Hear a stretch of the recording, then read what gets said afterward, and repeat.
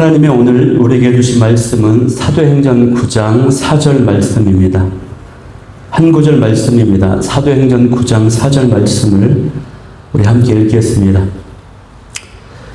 땅이 엎드려져 들음에 소리가 있어 이르시되 사울아 사울아 내가 어찌하여 나를 박해하느냐 하시거늘. 아멘. 네, 저는 오늘 이 시간에 예수님을 아프게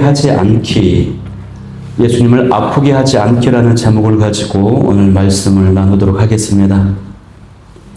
방금 읽었던 이 사도행전 9장 4절 말씀을 보면은 예수님의 사울에게 어찌하여 나를 핍박하느냐라고 했습니다.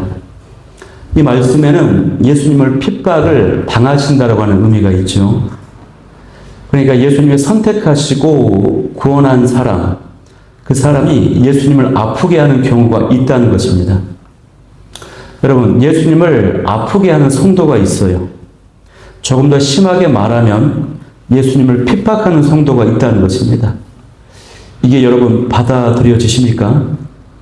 어떤 의도를 가지고 예수님을 아프게 괴롭히는 사람은 없을 것입니다. 그러나 우리가 지닌 모습이 우리의 의도와는 다르게 예수님의 마음을 아프게 하고 괴롭힐 수 있다는 것이죠.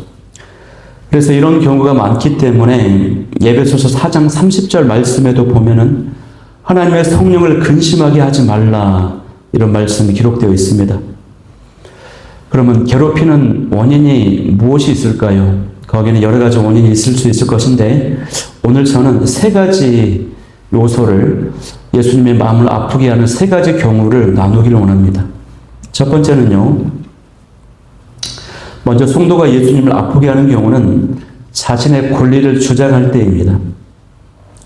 그리고 그 권리 주장을 자신의 인생에 대한 그리고 환경에 대한 권리를 주장할 때에 예수님이 아파하신다고 하는 것입니다. 자기 권리를 주장한다고 하는 것은요, 사실 고상하게 표현하는 것이고 쉽게 말하면 고집을 피우는 것을 말하는 것입니다. 자기의 의지를, 자기 생각을 꺾지 않는 것을 말하는 것이에요. 이 고집과 자기 의지는 언제나 예수 그리스도를 찌릅니다. 힘들게 만듭니다.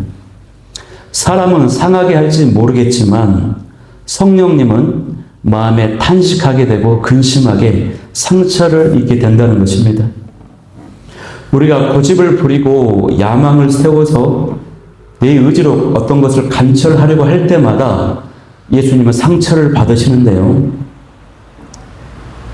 예수님을 믿는 성도들을 잡으러 이 다메섹으로 가던 사도 바울의 길은요, 유대교의 열심을 지녔던 나름의 신념이기도 했지만 그것은 사도 바울의 고집이기도 했습니다. 예수님을 믿는 자들이 사회의 질서를 어지럽히기 때문에 질서를 바로잡기 위한다고 하는 명분도 있었지만 사실 사도 바울 개인에게 있어서는 그 자신이 가지고 있었던 야망이기도 했습니다. 우리가 이처럼 스스로의 권위 아래, 권위 위에 자리를 잡고 있을 때 우리는 구조적으로 예수님의 영을 괴로움과 슬픔 속에 신음하게 만들게 됩니다. 이 죄성과 자기 자신에 대한 권리 주장은요, 본질적으로 같은 뿌리를 가지고 있는데 이것이 바로 죄악의 근원적인 속성이라고 할 수 있어요. 내 인생의 주인은 예수님이신데 내 인생의 주인이 나인 것처럼 생각하고 그렇게 마음을 품고 살아가는 것, 이것이 죄악이라고 하는 것입니다.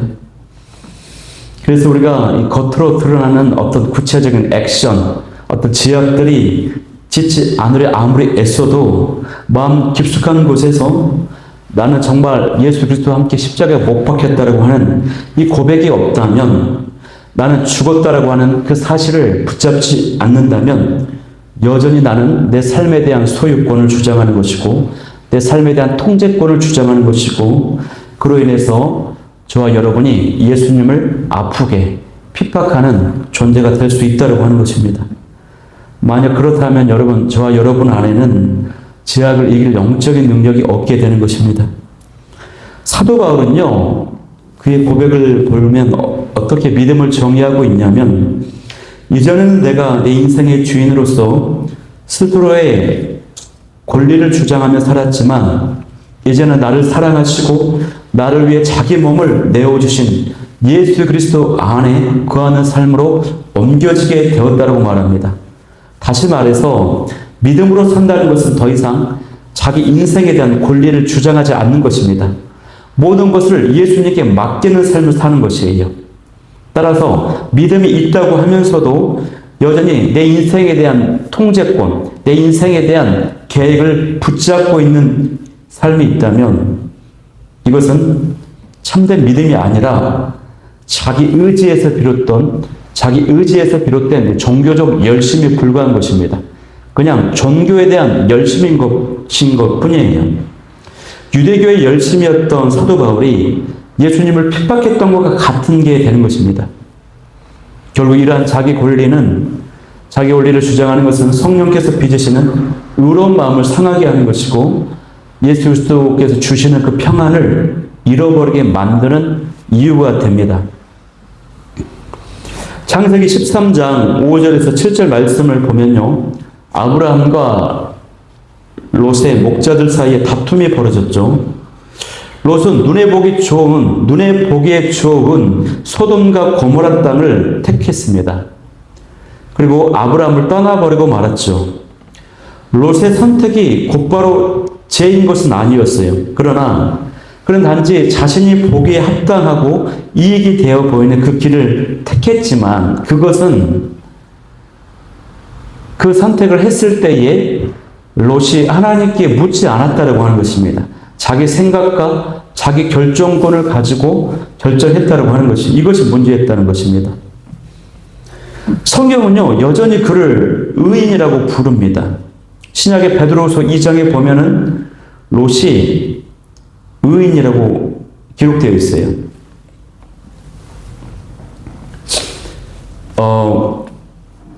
그런데 하나님께 묻지 않았기 때문에 자기 뜻을 따라서 선택을 했기 때문에 결국 그것이 그의 마음과 영적 생활을 상하게 하고 평안함을 잃어버리게 만들었던 것입니다.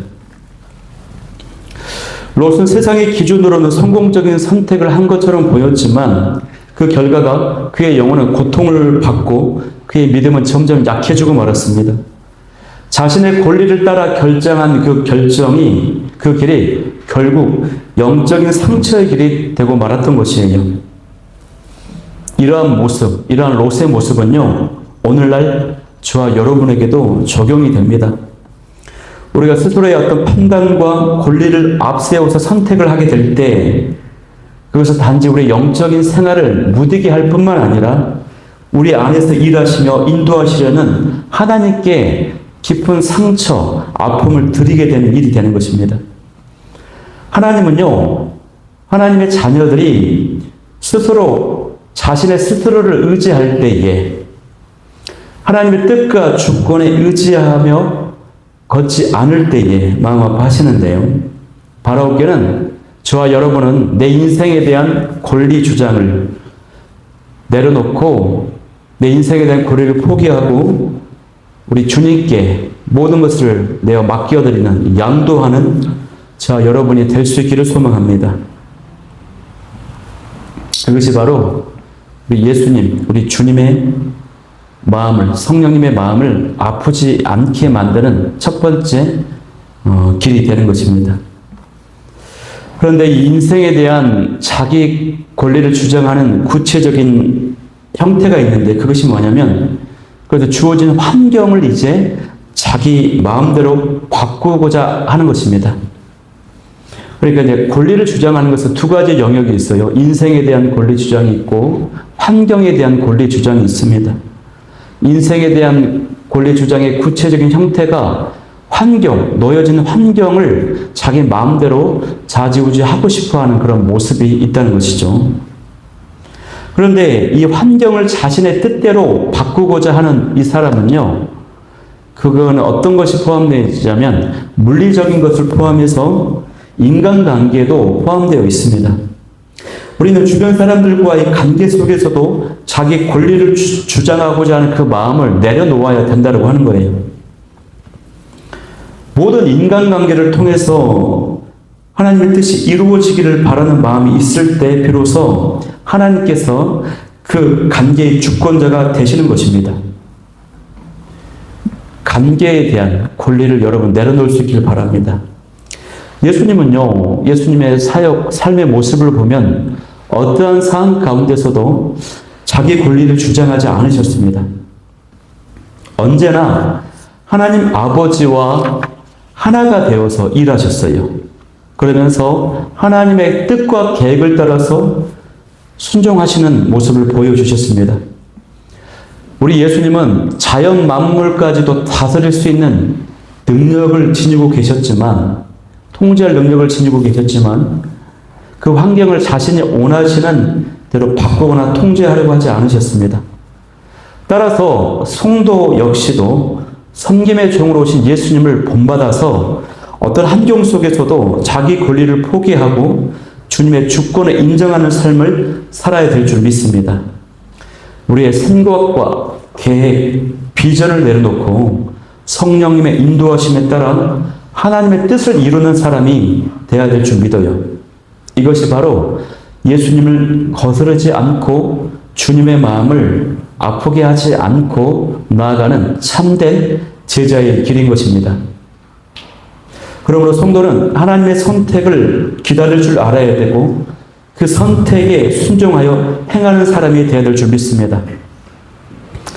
아브라함이 자신의 판단이 아니라 하나님의 인도하심에 의지해서 그분이 원하시는 자리에 머물렀던 것처럼 우리 또한 하나님의 선택에 기대어 있어야 될 줄 믿습니다. 그런데 여러분, 우리의 문제는 종종 이 롯처럼 행동한다라고 하는 것이 문제예요. 인내하지 못하고 쉽게 먼저 움직여 버립니다. 그 이유는 바로 자기 환경을 마음대로 바꾸고자 하는 자기 권리 주장 때문에 그렇습니다. 우리는요, 자녀들이 내 뜻대로 움직이지 않을 때, 배우자가 내 뜻대로 움직이지 않을 때, 혹은 교회 사역의 방향과 성도들의 모습이, 또 직장에서의 일들이 내 생각대로 되지 않을 때 마음속에 수많은 불만과 원망이 쏟아져 나옵니다. 그래서 그것을 바꾸려고 애쓰죠. 그러나 결국 사람도 환경도 내 의지로 변화시킬 수 없는 것이에요. 따라서 우리는 사람과 환경을 조종하고자 하는 그 마음, 욕망을 내려놓고 하나님께서 그분의 방식으로, 그분의 주권 가운데 방법으로 이루시도록 우리의 권리를 내려놓고 포기해야 될 줄 믿습니다. 우리가 하나님께서 일하실 수 있도록 권리를 내려놓으면 비로소 그때 성령께서 자유롭게 역사하시고 우리의 삶의 영역들, 상황들, 관계들을 새롭게 바꿔 가실 줄 믿습니다. 중국의 내지 선교의 아버지라고 하면은 허드슨 테일러를 꼽습니다. 그는 자신의 선교 사역 전반에 걸쳐서 권리 포기를 실천한 사람이었어요. 그는 자신이 세운 선교회 운영 방식과 인사 문제 때문에 많은 비난과 오해를 받았고요. 가까운 동역자들까지 그를 버리고 떠났습니다. 재정 후원은 끊기고 말았고 사역도 이제 문을 닫아야 되는 그런 상황에 처했습니다. 얼마나 속상하고 억울했는지 몰라요. 그러나 허드슨 테일러는 그 억울함을 변호하지 않았습니다. 그 상황을 바꾸려고 애쓰지 않았어요. 그는 이렇게 고백합니다. 나는 내 권리를 주장할 수 없습니다. 내 생명도, 내 사역도, 내 명예도 이미 그리스도의 것입니다. 허든스 테일러는요, 사람을 설득하려고 하기보다는 하나님께서 주어진 환경 속에서 하나님의 뜻이 이루어지기를 조용히 기다렸습니다. 놀랍게도 그 시간이 어려움이 지나자 하나님께서 직접 그를 높여주셨고 다시 선교의 문이 활짝 열렸습니다. 결국 그가 억지로 잡으려 하지 않았던 자리를 하나님께서 친히 지켜주시고 높여주셨던 것입니다. 우리가 살다 보면 오해받는 일이 많고 억울한 일이 많죠. 원통하기까지 한 일이 많습니다. 그래서 바꾸고 싶고 따지고 싶고 속된 말로 막 박아버리고 싶고 질러버리고 싶은 공격적인 충동이 있을 때가 있습니다. 그럼에도 하나님 바라보며 자신의 권리를 내려놓을 때 하나님은 그 빈손 위에서 하늘의 권위와 은혜를 얹어주십니다. 그런 의미에서 이 권리 포기는 약한 것이 아니고 하나님의 손에 자신을 맡기는 믿음의 표현, 영적인 능력 있는 영적인 행위인 것입니다. 저 여러분 모두가 권리를 포기함으로 하나님이 주시는 그 은혜와 영적인 능력을 덧입게 되기를 간절히 소망합니다. 두 번째는요, 우리 주님의 마음을 아프게 하는 영역이 영적인 무지라고 할 수 있습니다. 영적인 무지. 이 영적인 무지가요, 예수님을 아프게 만듭니다. 성도가 하나님의 뜻과 방법이 아닌 나의 뜻과 방법을 추구하는 이유는요, 모르기 때문에 그래요. 영적으로 무지하기 때문에 그렇다는 것입니다. 그래서 영적인 무지는 하나님의 뜻을 모르고 나의 뜻과 방법을 추구하는 것을 의미합니다. 성도가 영적으로 무지한 채 주님의 일을 감당하면요, 주님과 원수가 될 수가 있습니다. 그것은 자칫 하나님의 일을 방해하는 원수의 역할이 될 수 있다는 것이에요. 그래서 오스왈드 챔버스는 이렇게 말합니다. 하나님은 이것은 내가 꼭 해야 할 일이다라고 굳게 결심하고 자신감에 차서 나아가는 우리의 확신을 반드시 깨뜨려 버리신다. 하나님께서 우리의 확신을 깨뜨려 버리시는 이유는 우리가 자기 생각과 지식과 경험을 의지한 인간적인 방법을 버리고 하나님의 방법, 하나님의 자원, 하나님의 길, 그리고 하나님의 때를 의지하게 하시기 위함이다라고 고백했습니다. 하나님의 뜻과 계획을 몰라서요, 영적인 무지함으로 인해서 하나님의 마음을 아프게 하고 오히려 악한 영의 모습을 보여줬던 모습이 성경에도 나와 있는데 복음서의 장면이 있습니다. 예수님께서 예루살렘으로 가시는 길에 사마리아의 한 마을을 지나시는데 그곳 사람들이 예수님을 영접하지를 않았습니다. 그러자 제자 야고보와 요한이 분노해서 이렇게 말하는 것입니다. 예수님, 하늘에서 불이 내려와 저들을 태워버리라고 명령할까요? 라고 물어봅니다. 겉보기에는 예수님을 위한 충성스러운 말처럼 들리지만 그들의 마음은 예수님의 영, 사랑의 영과는 전혀 다른 곳에 있었어요. 오히려 악한 온수 마귀의 영에 있었다고 하는 것입니다. 복수심에 휘둘린 마귀의 영에 영향을 받은 말이었어요. 그래서 예수님은 그들을 돌아보시면서 엄히 꾸짖습니다. 제자들은 자신들의 열심으로 주님을 섬기려 했지만 결국 하나님의 뜻이 아닌 인간의 의지로 밀어붙였다고 하는 밀어붙이는 실수를 범한 것입니다. 오늘날도 마찬가지예요. 우리 안에는요, 저 사람은 잘 안 될 거야. 어디 두고 보자라고 하는 그런 마음이 있습니다. 그런 마음이 우리 안에 있다면 그 순간 이미 사랑의 영이 아니라 복수의 영이 역사하고 있다는 것입니다. 교회나 어떤 영적 공동체, 선교단체를 떠나는 사람에게 이렇게 말하는 경우가 있어요. 우리 공동체를 떠나게 되면 사업이 망할 것이다. 저주받을 것이다. 내 말을 순종하지 않으면 그런 재앙을 겪게 될 것이다. 이런 말로 협박하고 또 조주하는 경우가 있습니다. 그 말 속에는 결코 성령의 영이 아니라 마귀의 영이 역사하고 있다는 것을 우리는 알아야 됩니다. 이런 사람들은 겉으로는 하나님을 위하고 공동체를 위하고 주님을 위한다고 말하지만 실상은 주님의 말씀을 마귀의 정신으로 밀어붙이는 것입니다. 그들의 말은 부드럽고 신앙적인 것처럼 들리지만 그 안에는 통제와 두려움이 자리하고 있고 결국 주님의 사랑과 본질과는 정반대되는 원수의 영이 숨어져 있는 것입니다. 그래서 이것은요, 인간적인 열심으로 하는 가장 악한 영의 역사라고 할 수 있습니다. 그러므로요, 성도는요, 고린도전서 13장의 말씀을 깊이 이해해야 됩니다. 사랑은 오래 참고 온유하고 사랑은 자랑하지 아니하며 교만하지 아니하며. 참된 섬김과 참된 신앙은 사랑의 영으로 행하는 것이에요. 사랑에 빠진 열심은 주님을 위한 것 같지만 결국 주님의 마음을 아프게 하고 거스르는 원수의 도구가 될 수 있습니다. 또 다른 예가 있습니다.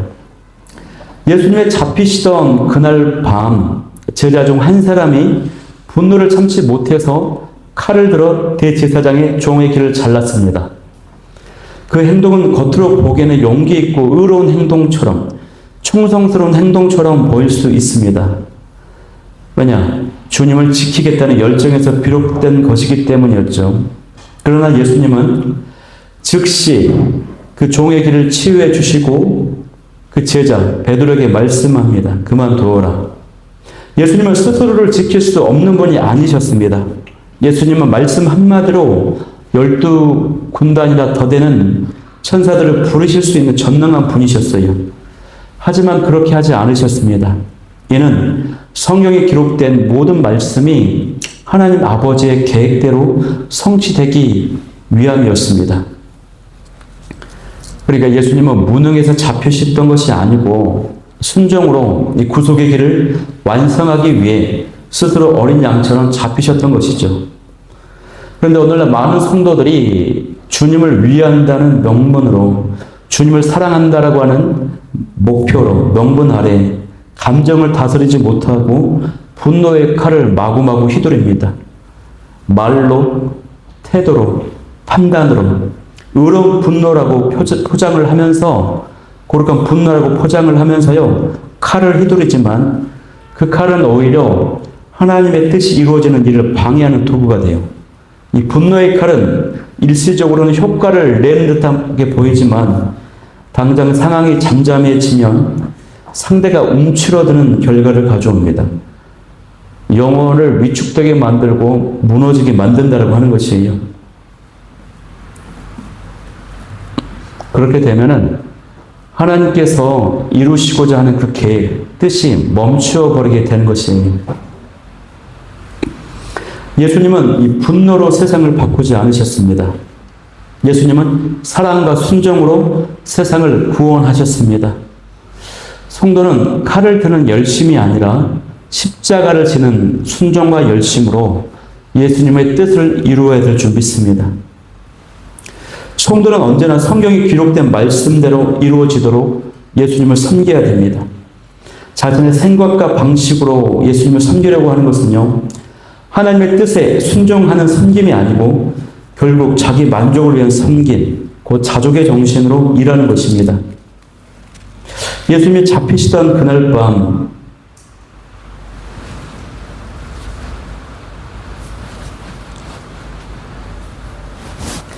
제자들은 각각 자신의 방법으로 열심으로 주님을 지키려고 했죠. 그러나 그들의 휘두른 칼은 주님의 뜻을 이루는 도구가 아니라 도리어 성경에 기록된 말씀의 성취를 방해하는 무기가 되었습니다. 진정한 섬김은 자기 방법이 아니라 하나님의 말씀대로 예수님의 길과 때에 순종하는 것입니다. 자기의 방법이 아닌 하나님의 방법을 취하는 여러분이 되길 소망합니다. 자기의 뜻이 아닌 하나님의 뜻을 따라가는 저와 여러분이 될 수 있기를 소망합니다. 마지막 세 번째로 우리 주님의 마음을 아프게 하는 것은요, 사람을 두려워하여서 주의 뜻에 침묵하는 것입니다. 그리고 결국 이것은 주님께 불순종하게 되는 것이고 마음을 아프게 하는 것이 됩니다. 하나님의 뜻을 따르고자 하면 사람들이 괴로워지는 경우가 있어요. 사람들과 갈등사항이 발생한다고 하는 것입니다. 이것을 우리 입장에서 볼 때는 일종의 순종의 딜레마라고 할 수 있어요. 성경에도 이런 경우가 많이 등장합니다. 사무엘서 1장 27절에서 28절 말씀을 보면은 사무엘은 엘리 제사장 밑에서 자라며 교육을 받았습니다. 엘리는 당대의 훌륭한 영적 지도자이자 존경받는 사람이었습니다. 그래서 사무엘은 자신의 환상 가운데 들은 하나님의 말씀을 엘리에게 전하기를 두려워했습니다. 그러나 엘리는 한 가지 치명적인 약점을 가지고 있었죠. 그것은 자신의 아들들을 바로잡는 일에 실패한 것입니다. 영적 지도자로서 책임을 다하지 못했어요. 그 결과 그 사역은 실패로 끝나고 말았습니다. 엘리 제사장의 실패는 단순히 개인의 실패가 아니라 그의 가문 전체가 주님께 버림받게 된 원인이 되고 말았어요. 만약 엘리 제사장이 율법의 원칙에 따라 아들들을 징계했다면 그들은 돌에 맞아 죽게 되었을지도 모릅니다. 그러나 하나님은 그런 엘리를 믿음의 사람으로 인정하셨을 것입니다. 하나님은 인간적인 종보다 하나님을 더 사랑하는 믿음을 기이 여기시기 때문입니다. 사무엘은요, 하나님의 음성을 들었습니다. 그 음성에는 엘리 제사장에 관한 무거운 메시지도 포함되어 있었어요. 그런 이 말씀을 전해야 될지 말아야 될지 심한 갈등을 겪었습니다. 이것이 바로 순종의 딜레마예요. 자신을 가르치고 지도해준 스승인데 존경하는 영적 멘토에게 하나님의 뜻을 전한다면 상처를 줄 수밖에 없어요. 그래서 우리는 종종 우리 삶의 엘리들에게 상처를 주지 않으려고 침묵합니다. 하지만 순종에는 고통과 갈등이 따라요. 순종하지 않을 때는 더 큰 문제, 즉 하나님과의 관계가 단절되는 그 문제가 생깁니다. 하나님께 불순종이 되고 주님의 마음을 아프게 하는 것이 되는 것입니다. 저와 여러분에게는 누구에게나 엘리가 있습니다. 엘리야 같은 존재가 있어요.